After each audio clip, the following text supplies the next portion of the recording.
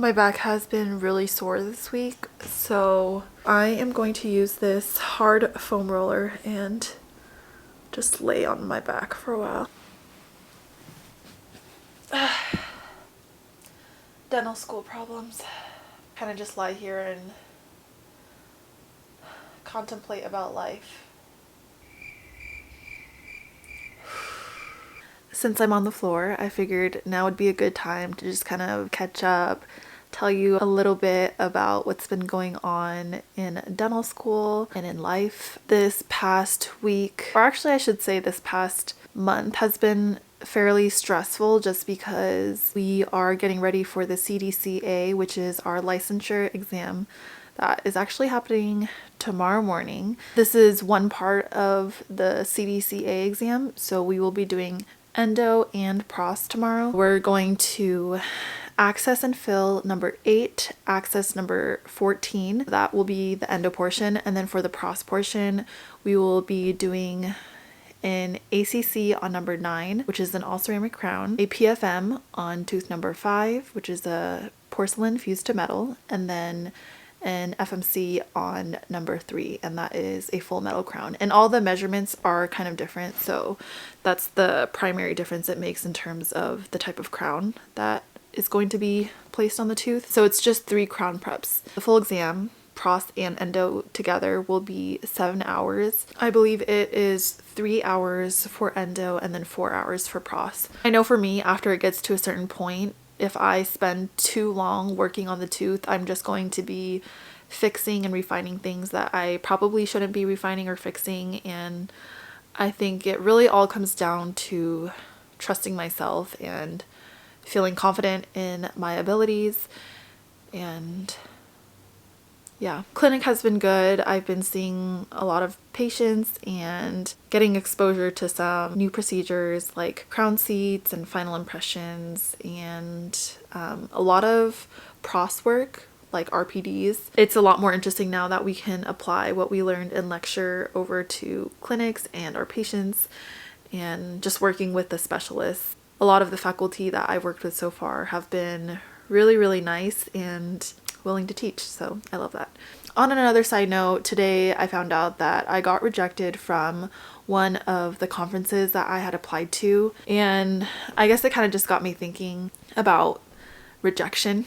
I am no stranger to rejection. I feel like I kind of just wanted to talk about this because I think it's really easy to look at someone's life online and see that everything has been so easy for them, and you know, everything kind of just like falls into place so perfectly. And it might be easy to assume those things when you see people's Instagrams or other social media of them sharing just their milestones. But when I look back on my academic journey and my life journey, there was a lot of rejection along the way, and I just kind of want to talk about that because I feel like a lot of the people who do watch my channel are applying or interested in dentistry, and it's not an easy path at all. And I speak from experience because I've been there. When I was going through it myself, there weren't a lot of people I felt that were like me. I felt like everyone was so smart, so high achieving, and everyone kind of just got into all these different schools and they were deciding which schools to choose from. Whereas for me, my first time applying to dental school, I got rejected from all 22 schools that I applied to, and obviously I was devastated. And even before then, I felt like I had experienced a lot of other forms of rejection as well, whether it was being rejected from jobs that I had applied to, being rejected from leadership positions that I applied to, and I felt like I was just getting so discouraged over and over and over again.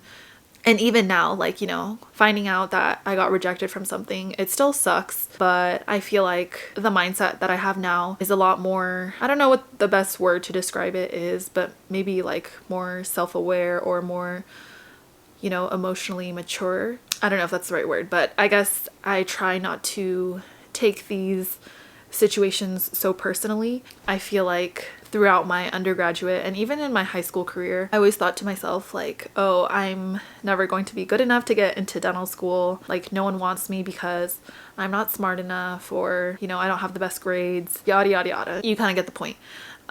Even now, sometimes it's kind of hard to not like let my mind go there and think that, oh my gosh, I'm still not doing enough. Like, I'm still not doing as much as my peers are to be getting these positions or these opportunities. And I guess it kind of makes me feel emotional thinking about it now, because it stirs up like feelings of inadequacy. But I guess when I reflect back on all of those rejections that I had faced at different points in my life, it kind of served as a catalyst for me to move into different directions, whether it was honing in on different skills that I might have needed to improve, working on my classes, or just kind of focusing all that energy back into myself and kind of thinking about, okay, what is it that I might need to do better? What is it that I can do differently? And, or how can I use this failure or rejection as a learning opportunity? And I think that's kind of helped to soften the blow of rejections, but also to make something good out of these failures and rejections, because one, it builds character, and two, something that one of my high school teachers said that kind of has always stuck with me is that you learn far more from your failures than you do from your successes. Yeah, I kind of just like to think of it that way. I like to kind of remind myself and keep the mindset that rejection is just simply redirection, you know? And sometimes things don't work out, and that's okay. And I think I'm just kind of learning to be at peace with that, but also to just never give up. If it's something that you are truly passionate about, it's not a matter of if, it's just a matter of when. And yeah, hopefully if anyone who is out there feels really discouraged, don't be so hard on yourself. Don't be afraid to ask for help, and use whatever mistakes that you might have made or kind of setbacks that you feel like you're facing to learn from it and grow. Just trust yourself that you will flourish and get to where you want to be. So just wanted to sprinkle out some good vibes and good vibes to myself as well, so that I will pass my CDCA tomorrow. I am just going to take it easy for the rest of tonight. My roommates and I are just probably gonna treat ourselves to some dinner, watch some Netflix, and then get a good night's rest, because we have a long day ahead of us tomorrow. So yeah.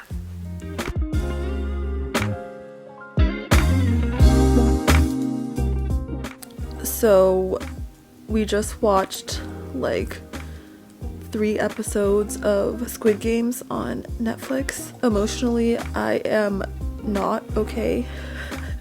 I literally just cried for the entire episode. It is such a good show, but oh my gosh, that was too much. So now I am going to just chill in my bed, maybe watch some TikToks to lighten the mood, and just zen myself out. I need to recover from that, but highly recommend.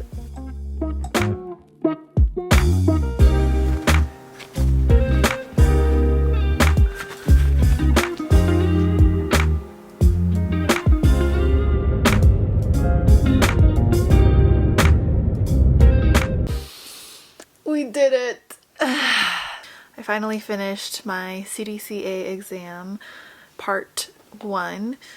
And got out a little bit early, and I think it went well. I was checking my reduction guides religiously, so I feel like I got all the measurements, and I feel pretty happy with how it turned out. So from here, I kind of just have to trust the process and know that I did the best that I could.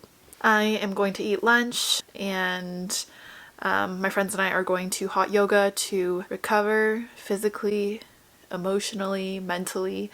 And we have the whole weekend ahead of us without the stress of CDCA hanging over us, so I'm looking forward to hanging out, celebrating with friends. So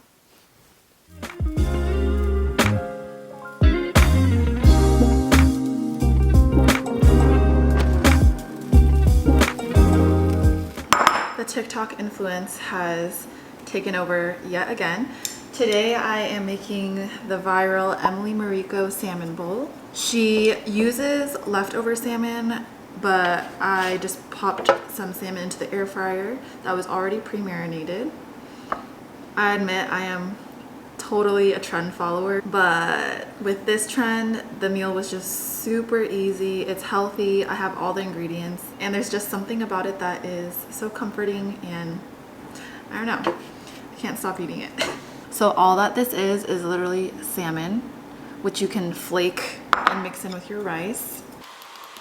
Avocado. Okay, and this is the part, please don't be mad at me. You add soy sauce to your rice.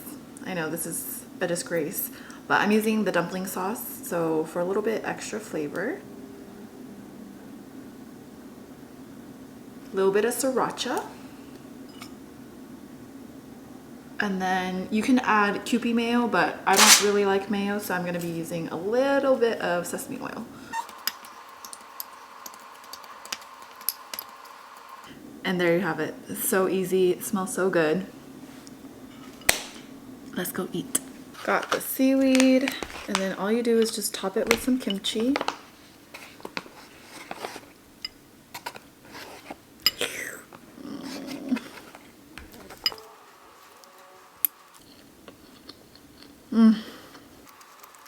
So easy and so good. For what? After a full day of clinic, it's really hard to find the energy and the time to cook. So I only have like 5 meals on rotation, but I'm definitely going to be adding this into the rotation because it's so easy. I guess this is the part where I film the outro. I'm gonna quickly catch up on some Netflix shows. I'm currently watching Hometown Cha-Cha-Cha, which is a K-drama about a dentist actually, and she moves to the seaside to open up her little small dental clinic. So it's actually very wholesome and it's a very light drama, which I like. So thank you for watching as always, and hope you all have a great rest of your week and month. See you in the next one.